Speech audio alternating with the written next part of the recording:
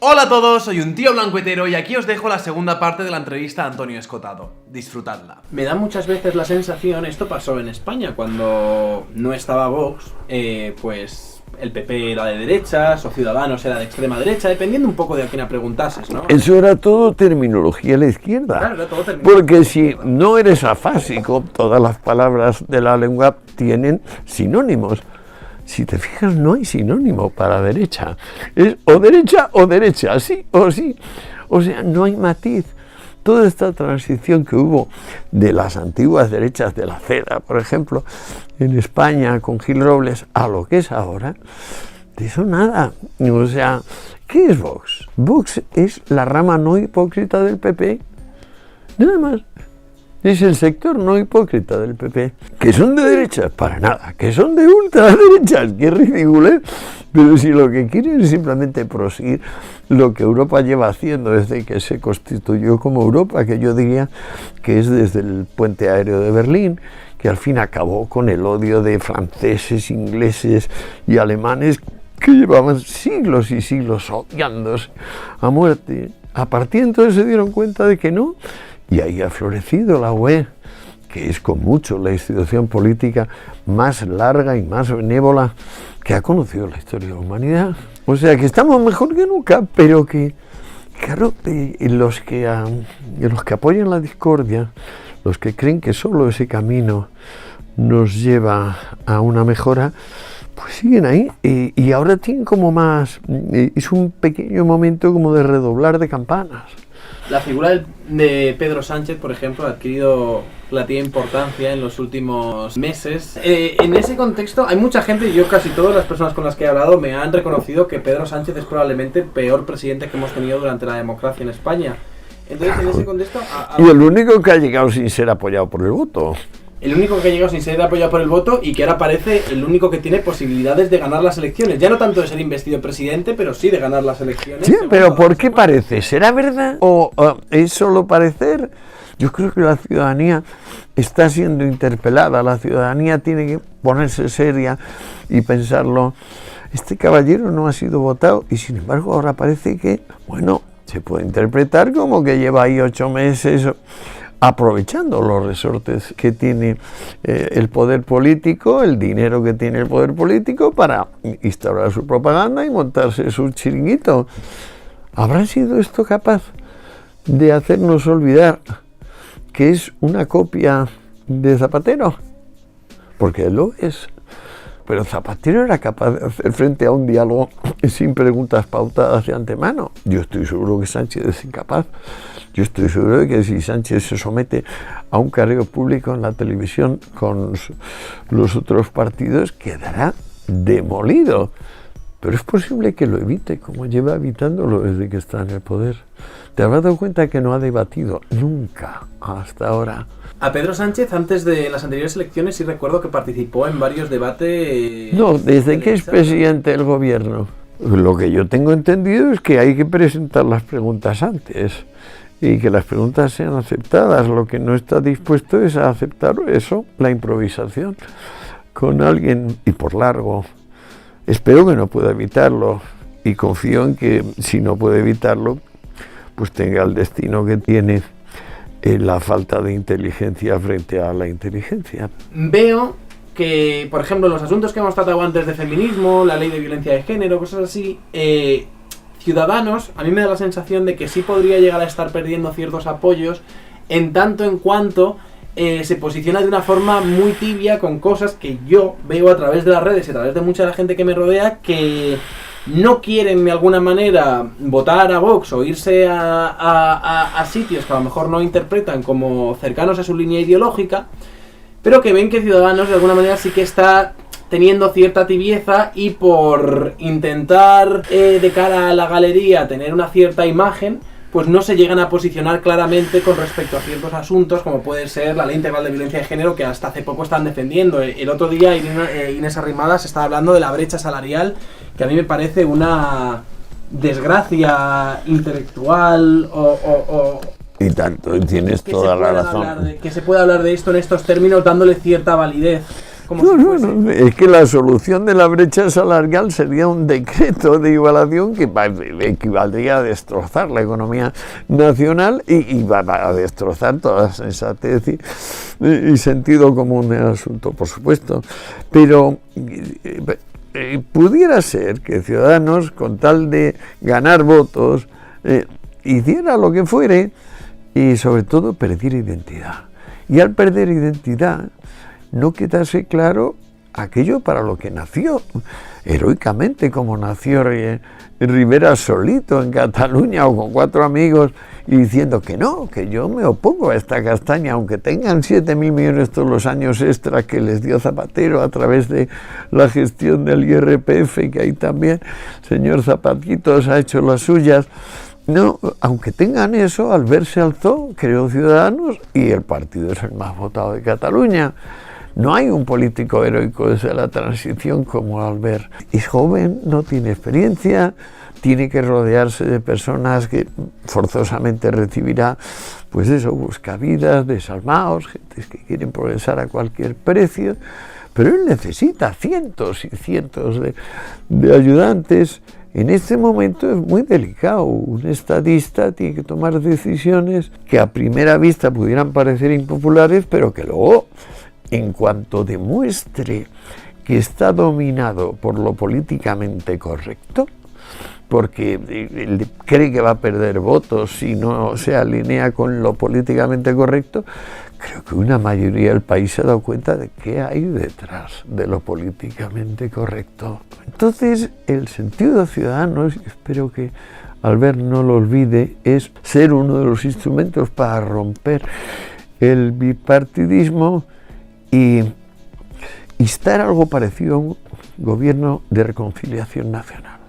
O sea, que quede clarito que a los españoles, no por patrioterismo, sino simplemente por conveniencias socioeconómicas inmediatas y a largo plazo también, que a los españoles solo tienen un enemigo, los secesionistas y el eje chavista islámico, que es el fenómeno de mayor integración, porque claro, ¿qué hay detrás de políticamente correcto? Creo que gran parte del país sabe que detrás de la pamema de lo políticamente correcto no hay nada más que marxismo contrariado.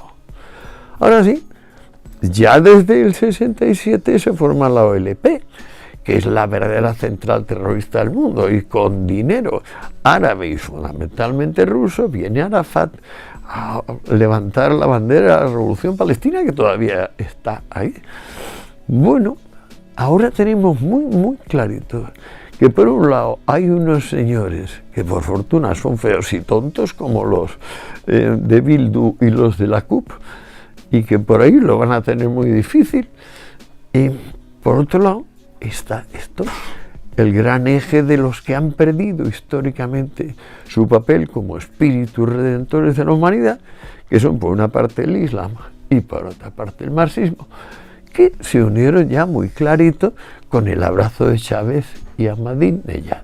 Hay mucha gente que todavía creo que relaciona el concepto de capitalismo con algo que es contrario ya no tanto a los derechos humanos, sino que lo han disfrazado a una clave de... El otro día, por ejemplo, Antonio Baños te dijo que el capitalismo era algo contrario a la vida... Incompatible con la vida. Incompatible con la vida plena.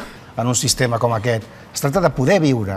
I com deia Josep Manuel Busqueta, el capitalisme és incompatible amb la vida digna, amb la vida àmplia, amb una vida en la que puguis veure... Querido Antonio, Vaya. qué gracia, ¿el capitalismo es incompatible con la vida?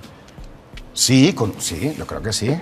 Es imprescindible para hablar con otro, desde luego el respeto, pero ante todo saber de qué se habla y manejar datos en vez de fantasías. Ajá. En este caso, Antonio hablaba de que el capitalismo es incompatible con la vida. Luego lo amplió a la vida amplia.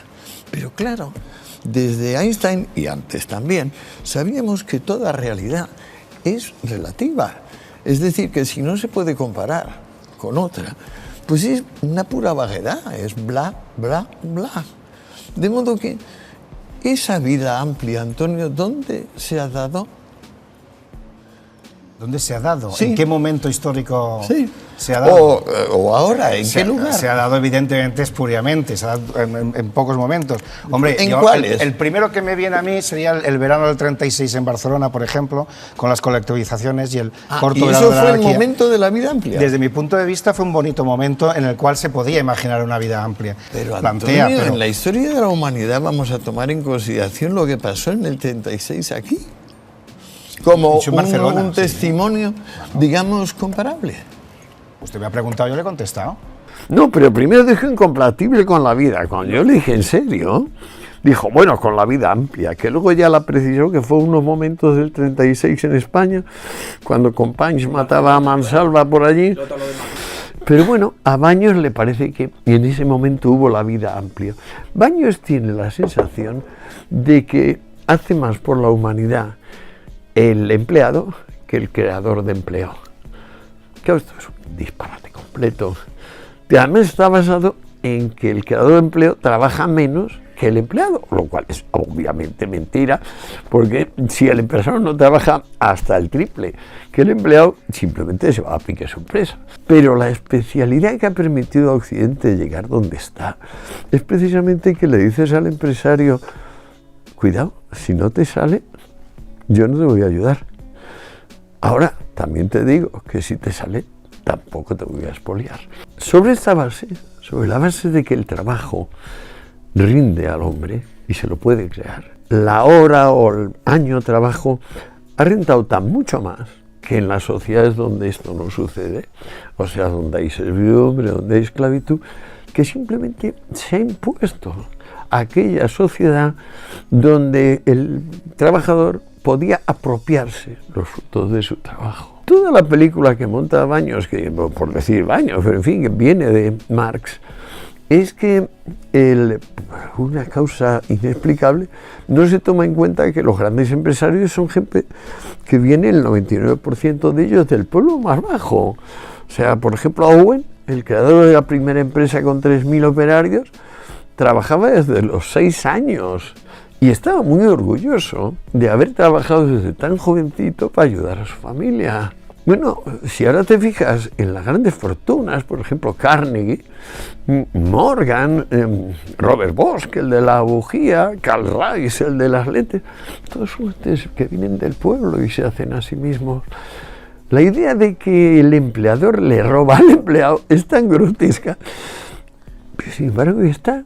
Tú dices, no hombre, el que crea empleo, el que es capaz de realmente producir riqueza real, no fantástica, pues ese es el hombre de mérito.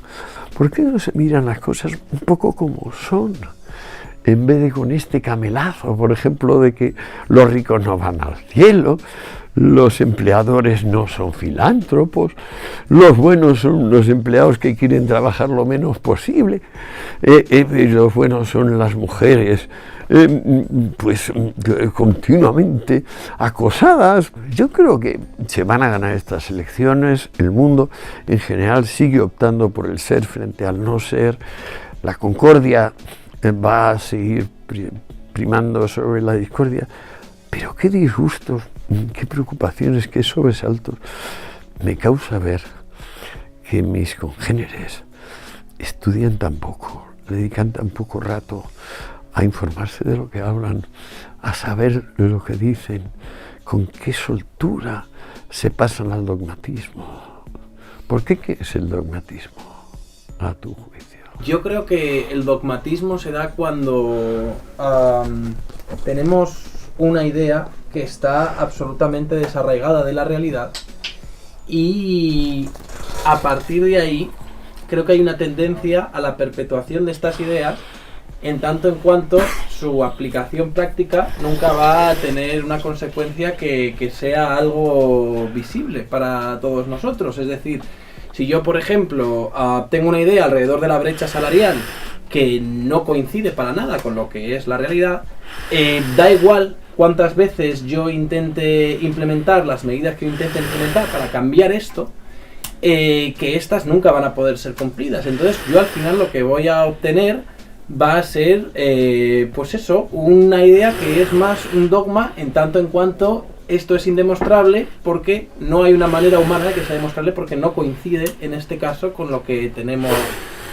con lo que podemos ver, con lo que podemos sentir, con lo que podemos tocar y con lo que podemos hacer y con lo que es un relato real que sí que tiene cierta validez. No, si yo lo he hecho aposta, porque digamos, tú eres una de las personas que eres capaz en más rápido tiempo y con menos palabras de llegar a lo que quieres decir. Sin embargo, aquí has hecho los meandros del Mississippi en la salida. Es que no es tan fácil definir dogmatismo. Tardé mucho tiempo, he tardado 76 años en darme cuenta de que el dogmatismo no existió hasta que Sócrates lo definió como tal. Y que eso fue finalmente lo que se cargó a Sócrates. ¿Qué se contrapone al dogmatismo? Saber, aprender, estudiar.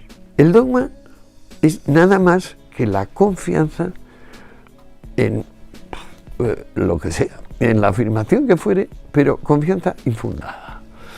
O sea, se puede definir también como a priori en general o prejuicio.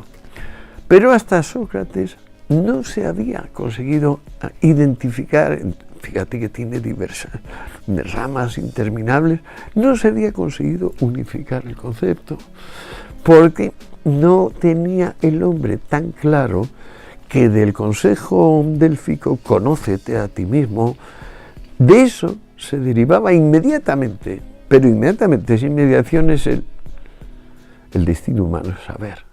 La especie humana va a la catástrofe si no hace del saber su centro, su meta, su instrumento, su medio y su final, su ahora mismo y su mañana. Esto lo puso clarísimo Sócrates, pero nadie lo había puesto antes. Luego viene el gran Aristóteles a confirmarlo con su vida. ¿En qué sentido el no dogmatismo se impone al dogmatismo? Pues que los no dogmáticos siempre son felices. Sócrates fue insultantemente feliz, a pesar de que era gordito, feo. Si pesquisas en la vida de estas gentes, no hay lo más leve rastro de histeria, neurosis, aburrimiento, pérdida del tiempo. ¿Qué tienen en común? Pues que el ser humano está obligado, está comprometido a saber. Y saber es justo lo contrario de dogmatizar. O sea, es pasar del prejuicio al juicio. Pero muchas veces esta gente, yo interpreto que la gente que está buscando saber, muchas veces intentan hacerlo a través de atajos.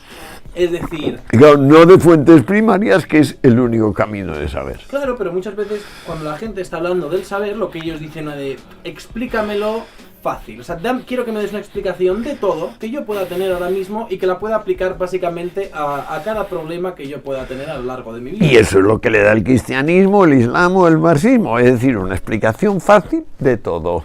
O el feminismo, en estos... No, en este caso, una explicación fácil, es decir, cómo hacer que converjan millones de fenómenos en uno solo que sirve como polo, digamos, luminoso, que pues disuelve toda vacilación y oscuridad. Bien, pues lo primero que hay que decir en ese caso es que el saber pues es una cosa que se mide por minutos de cada día, o sea, y que todo lo que no sea dedicar a él toda la parte de la vigilia es perder el tiempo. Es lo que les dijo Sócrates: perdéis el tiempo en cada instante donde no estáis demoliendo el a priori, en cada instante donde estáis aceptando que sabéis cuando no sabéis.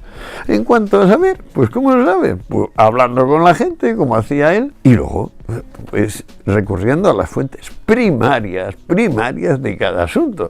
Pues también tienen raíces, que nos vamos a enterar de quiénes fueron los romanos por Karl Marx, que a su vez dedicó una ínfima cantidad de su tiempo a leer historia romana. Pero entonces, claro, aquí entramos en una situación en la que mucha gente lee cosas o intenta conocer cosas para que refuercen la idea que ellos ya tienen de... Claro, y eso es lo contrario de saber y lo contrario de aprender. pero ahora mismo con internet, con las redes sociales, estamos creando ciertos microcosmos afines a cada uno, en la que nos rodeamos de mensajes que solo nos dicen todas aquellas cosas que nosotros queremos escuchar. Que va. O sea, está vigente el teorema de Shannon, aquel del 36, que dice: cualquier manejo de los mensajes reduce su contenido de información. Como contenido de información es bit, y como bit se mide por pulsaciones eléctricas, estamos hablando de algo absolutamente concreto y real. Entonces, si Shannon dice cualquier sobao de un mensaje reduce su contenido de información, pues vete directamente a derecha e izquierda, que son las expresiones más puras y completas del teorema de Shannon. De tanto sobar ambas cosas, no significan ya nada. Literalmente nada. Y bueno, tú dices que las personas están dispuestas a esto y lo otro. Bueno, no hay que olvidar que el principio de inercia rige el mundo físico. Y que en el caso del mundo psíquico, la costumbre tiene una fuerza descomunal comparada con la disposición a hacer lo no acostumbrado. Porque es mucho más cómodo, digamos, montarte un mundo donde tus respuestas son automáticas. Además es imprescindible, por supuesto, sino que cada vez que vamos a hacer una cosa me tengo que poner a pensar en cómo se hace esa cosa. No, eso de ninguna manera. Pero en cuanto a saber qué pasa, es imprescindible actualizar el conocimiento en todo instante, y solo se puede actualizar a través de fuentes primarias. Y el que te dice, dímelo fácil, explícamelo fácil, tú dices, ¿de qué estás hablando? ¿De la galaxia Orión 124? Porque aquí no pasa eso, chicos. A lo mejor en la galaxia aquella, sí. Aquí no, aquí las cosas son complejas. Y tenemos una larga historia de cada cosa y del conjunto de las cosas también. Todo está en tu mano. Es más, lo llevas en el bolsillo, chico. Todo menos fácil. Es fácil para ti informarte, pero llegar a la verdad, una vida entera no basta. A mí me da la sensación de que la gente en realidad no quiere escuchar la verdad, sino quiere escuchar... Ya, es que hacemos muy mal empleando la expresión la gente, porque tú formas parte de la gente, formo yo parte de la gente, y yo te advierto que yo sí formo parte de la gente. Pero me hace mucha gracia esto de la gente, no, eso es inválido. Lógicamente es un sofisma fuerte, sacar de repente en el discurso lo que hace la gente, porque hay que decir si tú formas o no parte de esa gente. Yo formo parte, evidentemente. Pues entonces cuando dices la gente, en este caso parece ser la gente que precisamente no es como tú, porque tú quieres aprender. Y esos que tú mencionas, no quieren aprender, quieren saberlo todo, ¿no? Entonces te diré, nosotros, en ese sentido... Así me gusta. Nosotros tenemos ciertos perfiles ahora mismo y ciertas formas de acercarnos a la realidad, y ahora mismo lo que la tecnología nos está ofreciendo en ese contexto, que por una parte es hiperútil, como tú ya has dicho, tenemos todo el conocimiento en el bolsillo. Todo.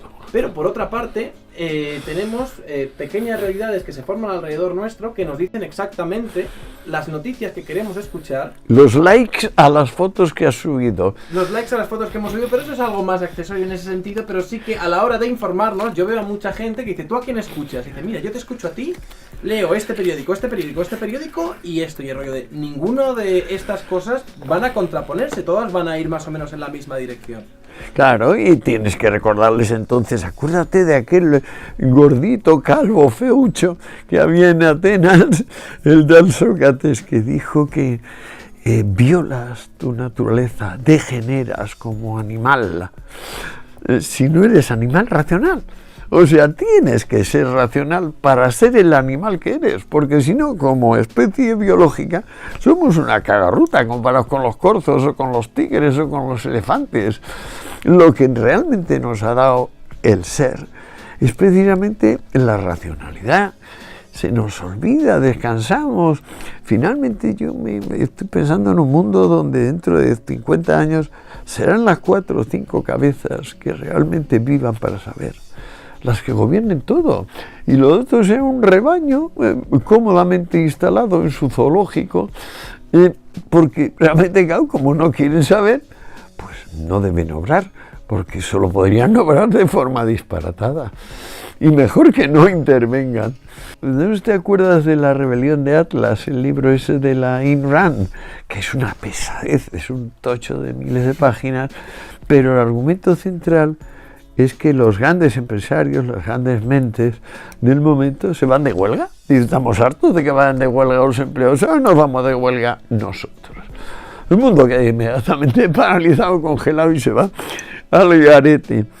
Con respecto a todo lo que estamos viviendo, da también un poco la sensación, esto también lo podemos ligar un poco con la llegada de Vox, que ahora de repente, yo lo noto, pues sobre todo teniendo un canal que se llama Un Tío Blanco Hetero, de repente hay más hombres que están hasta los cojones. Hombre, caramba. Es decir, es normal que Pero se han encontrándonos en este arruinado. contexto de crispación nos enfrentemos a una creciente reacción misógina producto de los excesos de esta narrativa que nos plantean. Es que no puede haber otra solución. Es decir, es que con la discriminación positiva y la ley de violencia de género, lo que ha hecho Zapatero y lo que hace el actual gobierno es excitar la violencia de género, por supuesto. Pero esto es evidente. Es igual que con las drogas, o sea, 50 años de heroína vendida sin receta en la farmacia, ningún yonki. Se consigue hacer ley de pena de muerte para el que venda heroína a un menor, aparece el primer yonki. Y desde entonces ya nos ha ido que la prohibición de las drogas estimula lo prohibido, pues qué duda cabe. Y todas las cruzadas previas, la cruzada contra la brujería, bueno, el canon Episcopi en el 911 habla de que como mucho en Europa hay 30 brujas. 4 siglos más tarde el Román de Larros que 1/3 de las europeas son brujas. ¿Cómo se ha conseguido pasar de 30 a 1/3 del total? Pues con la cruzada que la gema. ¿Cómo hemos conseguido pasar de que la humanidad ha tomado opio y no hay palabra para opiómano? Aunque por supuesto de la antigüedad tenemos 12 palabras para alcohólico y borracho. ¿Cómo ha conseguido la humanidad que una cosa que ha sido considerada siempre regalo terapéutico, don divino por excelencia de la farmacopea, sea algo sin uso, ni médico ni científico hoy en día? Pues con la cruzada. ¿Cómo se va a conseguir que haya más mujeres asesinadas, violentadas? Con la ley de violencia de género. Pero está clarísimo. Yo no creo que haya nadie que lo ponga en duda. Sinceramente, si se pone a pensarlo. Hombre, claro, realmente lo que esta gente defendería es que ahora mismo lo único que defiende a las mujeres de tal es la misma ley. Pero es totalmente falso, pues ya la propia ley empieza prohibiendo saber de qué religión y de qué nacionalidad son los perpetradores de los delitos. Con lo cual la propia ley reconoce que le importa un carajo la materia, que lo único que quiere es desenterrar la discordia. Y a partir de este desentierro de la discordia hay partidos, bueno, ahora mismo el que más institucionalizado lo tiene es el Partido Socialista en este contexto. ¿Qué tiene que ver el socialismo de González y Guerra con este? Pues apenas nada.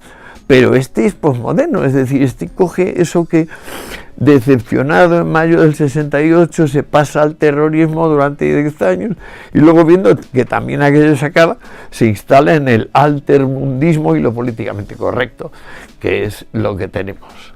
Pero no hay cojones de salir de eso, en el sentido en el que ahora mismo se ha formado una superestructura alrededor de esa misma ley que enquista básicamente todo el sistema. Ahora mismo, por ejemplo, tenemos en cada ayuntamiento y en cada estrato político se necesita la aprobación de cierta perspectiva de género, es decir, tiene que haber un profesional que ahora mismo está viendo carreras alrededor de esto, que se meta en lo que es la perspectiva de género para que ellos puedan dar el visto bueno, y todo lo que hagamos, todas las políticas que hagamos a partir de ahora tienen que tener ese check por parte de estos profesionales. Entonces se está creando una estructura súper sólida y muy robusta alrededor de estos temas, de la que ahora básicamente parece imposible quitarse de encima. Hay mucha gente que lo decía con esto que acaba de pasar con Vox, porque Vox decía, no, vamos a quitarle subvenciones, vamos a quitar tal, y decían, si le quitas subvenciones a estos, le estás quitando subvenciones a todos los centros con mujeres maltratadas en el interior. Sí. Es decir, de alguna manera incluso diría que han secuestrado a las víctimas de maltrato diciendo, si nos lleváis a nosotros por delante, os las lleváis a estas también. Claro. Lo cual hace mucho más perverso esta realidad. Por eso, pero como todo es falso, y ya sabemos para empezar que la ley esta, como cualquier ley de esa naturaleza, tipo cruzada, pues evidentemente triunfa fracasando y fracasa triunfando, lo que tenemos que tomar en consideración es de dónde viene la fuente de financiación. Cuando llegó el gobierno de este, publiqué hasta 2 artículos de interpelación directa a la vicepresidenta Calvo diciéndole, usted van a poner 200 millones de propaganda contra la violencia de género. Por favor, dígame en qué número del boletín oficial del Estado está la licitación de estos 200 millones, pues yo tengo unos amigos y yo mismo con unas ideas sobre esto para reducir la violencia de género. Por favor, precíseme cuándo se adjudican estos 200 millones. Fueron 2 artículos seguidos con 2 meses entre medio. Todavía estoy esperando respuesta, por supuesto. Esos 200 millones se han adjudicado sin duda a dedo, como ha estado haciendo Sánchez desde que llegó al gobierno. Lo primero que tiene que hacer el otro gobierno es ir uno a uno todos los nombramientos a dedo, que son miles, echándolos para atrás, por supuesto. Pero es que hay que hacer lo que no hizo Rajoy, que teniendo mayoría absoluta soporta la ley de patadas en la puerta, soporta la ley de violencia de género, todo, con tal de no perder votos y meterse en un lío. Digamos, creo que los españoles sensatos tenemos que buscar un gobierno de concentración nacional, que decía Fernando que es imposible en España, pero por concentración nacional entiendo los que están dispuestos a que estos confines territoriales actuales prosperen a través de la concordia y el sentido común, pura y simplemente. Y que se den cuenta de que su enemigo no es la ultraderecha o la ultraizquierda, no. Su enemigo son los altermundistas por un lado y los separatistas por el otro. Que los separatistas podían todavía concebirse si tuvieran mayorías, pero ya saben que hace 30 años que no tienen mayoría. Entonces, si no tienen ni siquiera eso, pues no tienen nada. Póngase en su sitio al que no tiene nada. Entonces, yo quería pedirte, como última reflexión, ¿qué le dirías tú a los españoles ahora que les va a volver a tocar el 29 de abril y nos estamos jugando tanto en este contexto? Mucho, pues que voten en conciencia, que se lo piensen muchito y que se den cuenta de que hay esas palabras que mencioné, las 5 palabras: ultra, extrema, derecha, izquierda y fascista. Se me olvidaba antes, fascista es las 5. Decir, por favor, demuéstreme usted que no es afásico o débil mental clínico, y cada vez que va a mencionar una de estas 5 cosas me emplea un sinónimo. Solamente con eso estoy de acuerdo. Si no me lo plantea, levantaré la mano y le diré que ha incumplido la regla del juego, porque usted es consciente que naturalmente vaso podemos decirlo de 50 maneras. ¿Es usted tan amable de decirme ultra, extrema o bien izquierda o derecha de otra manera? Pues por favor proceda. Espero que os haya gustado la entrevista y que, estando más o menos de acuerdo con Antonio Escotado, hayáis sacado cosas provechosas de esta. Ya lo anuncié al final de la primera entrevista, pero si os interesa su obra podéis echar un vistazo a los links de aquí abajo, donde podréis encontrar vídeos, audios, entrevistas, libros. No tiene ningún desperdicio. También quiero anunciaros que este lunes que viene haré un directo con Giovanna Carril en mi canal, a la que, por cierto, espero que ya todos conozcáis a estas alturas, y a la que le podréis dedicar vuestras preguntas, ya sea a través de Patreon o a través del chat en el directo. Ya sé que algunos de los directos hasta ahora han quedado un poco pesados, pero espero que esta vez, debido a la invitada, que es de una categoría incuestionable, y a mi futuro empeño en darle cierto dinamismo, espero que este directo marque un antes y un después y a partir de ahora sea algo mucho más interesante de ver. Muchas gracias a la gente que me sigue, que comparte mis vídeos, muchas gracias a la gente que me apoya por PayPal, a la gente que me apoya por Patreon, a mis privilegiados, opresores, machirulos, señoros y otros tíos blancos hetero. Gracias.